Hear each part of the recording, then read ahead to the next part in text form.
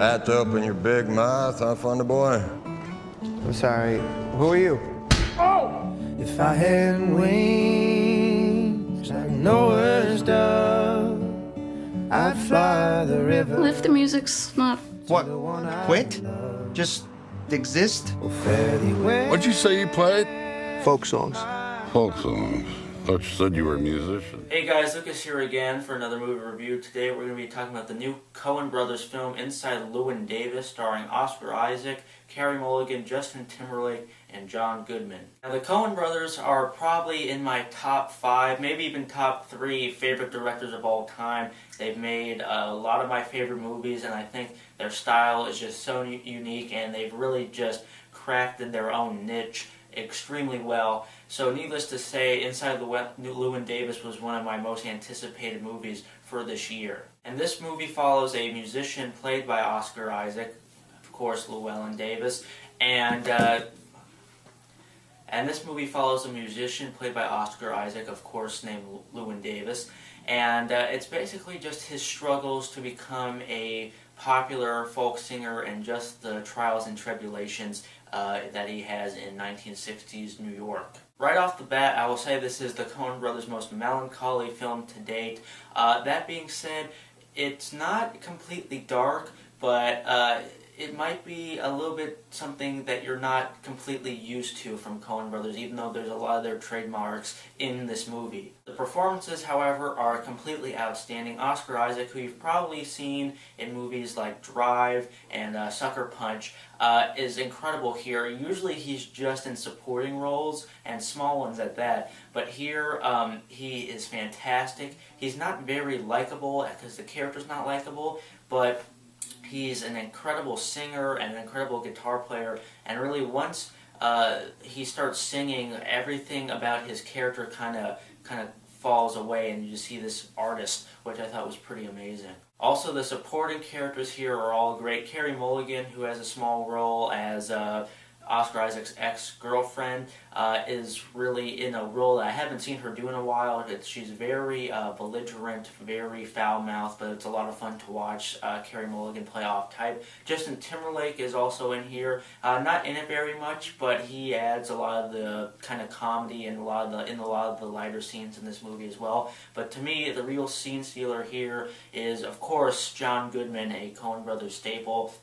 And he is kind of a guy that picks up Llewyn halfway through the movie on this road trip, and he is just hysterically funny, and it kind of is a breath of fresh air because a lot of this movie is kind of, like I said, melancholy. The music here is also completely fantastic. I'm going to buy the soundtrack right away because this is by far the best soundtrack I've heard this year. It's by the same music supervisor that did the other Coen Brothers film, Oh Brother Where Art Thou, which also had fantastic music, and you could tell that they brought that same A-game here because the folk songs are completely beautiful. They add a lot to the movie, and they're all extremely authentic, and that also has to go with the Coen Brothers cinematographer, who is not Roger Deakins on this movie, and I'm forgetting his name right now, but I should shoot myself for forgetting his name because the film absolutely looks gorgeous and captures that period extremely well. And what I love about the Coen Brothers movies, specifically in this one,